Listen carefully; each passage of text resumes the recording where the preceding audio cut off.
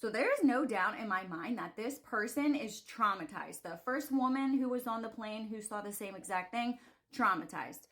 Not only because her life was threatened if she talked about it, but anyway, this new person, same exact scenario, same exact thing that they have seen. The veil is lifting. What they are seeing are interdimensional beings that have been living here with a cloaking device. Basically, it's the neurotransmitters between them being able to cloak themselves with everybody else, but that's not really working for them anymore. Same exact thing that happened to this woman. She has been silenced thus far. She's not going to talk about it. Don't expect her to talk about it until everything starts to unravel more, and then you'll see her back in the news saying, hey, okay, this is what I saw. But anyway, this woman saw the same exact thing, and they come in many different forms. So what people will be able to see from now on is people who have these distorted figures who may not look human, because guess what? They're not. And all of a sudden, they are coming out with this rare disorder that is causing people to see these demonic faces.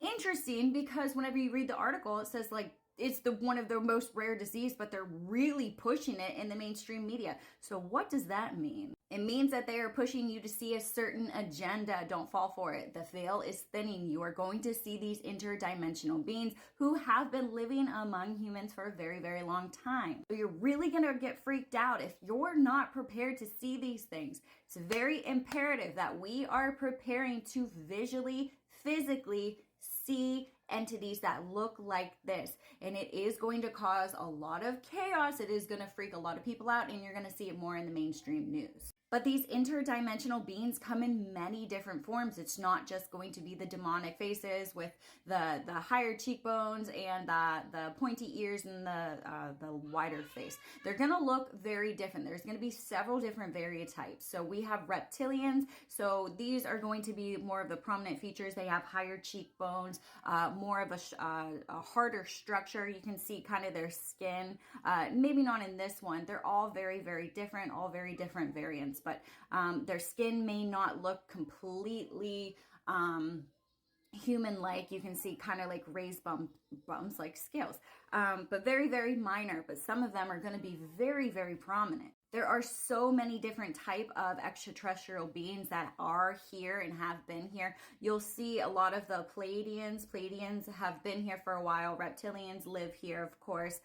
We have Zeta Grays, and they've been coming here for a while. So you may see people in gray form. It's not really gray. They come in many different colors, or have feline features, something with more of a push nose, those pointed ears. So these are things that are going to be the new norm. So they're going to be pushing the alien invasion agenda hard now. So that's why they're coming out with these demonic faces. They're coming out with mainstream media, these people being scared of things. They're coming out with all of these stories. And remember, 2024 around fall is going to be prime time for a lot of false flag opportunities. Project Bluebeam could be put into action around that time. So we really need to use our discernment of what is really going on behind the scenes. And remember about the aliens in Miami that I reported on? So what this means is that there is a frequency transmission right now that is being disrupted. So they're not able to keep their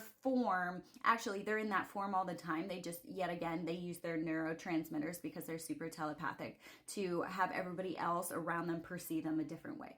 So basically that's what's happening, but the frequency is really messed up and they're not able to keep that control. So basically what this means is that we have a really large interference now and the timelines have sped up. They're going to be pushing the fear agenda, of course. This is the main reason of what the cabal does, is they raise fear, and that's going to be their main thing right now. So they're going to take with this, they're going to run with it. There's going to be a lot of evidence that they're not going to be able to back up, and it's just going to go into TikTok, basically, and people are going to spread it around TikTok. That's why they hate TikTok. But still, this is a really good thing that this stuff is put out there. However, like I said, it is so crucial that we spread the word to not be afraid of these beings. That's just because they don't look human doesn't mean they're evil. Just because they look like an insectoid doesn't mean they're evil. Just because they don't look like you doesn't mean they're evil. Treat them as you would anybody else. Say treat them as somebody with a disability, a physical disability. Are you a dick to them? Are you scared of them? You're like, no, don't do that. Just don't do that. But it is going to be a complete shock to all of humans if they wake up and they see something like this. This is going to put them in such a state of fear, but we need to be that solid pillar right now that puts them right back into the present moment of everything's gonna be okay. We have our Galactic Federation that is working with us now to make sure that disclosure goes on as planned, not to the 3D timeline agenda, but to the other timeline that we are set upon. So it is really important that we don't fall into these conspiracies and that we raise the vibration of the conspiracies that are coming out. And yet again, it is no coincidence that all of these things are being unraveled within the weeks of the lunar eclipse and the total solar eclipse. So they're rolling out all of these fear agendas. They're ramping it up. They're using the energy from our solar eclipse to create that portal, because basically that's what CERN does. It opens up portals, whether they tell you they're going to do it or not.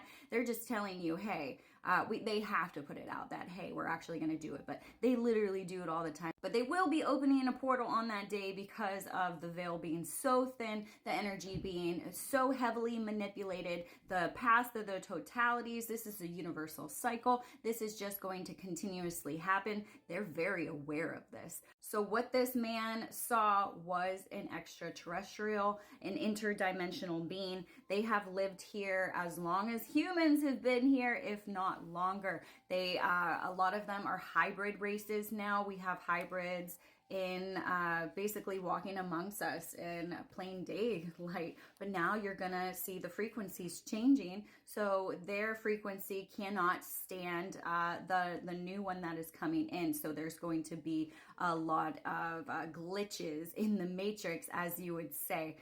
So you will be able to see things like this.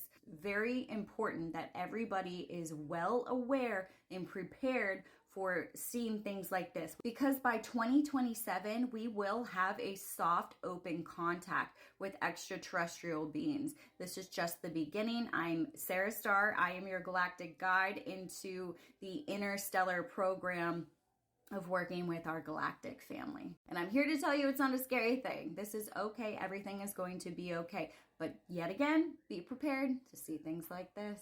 Love ya.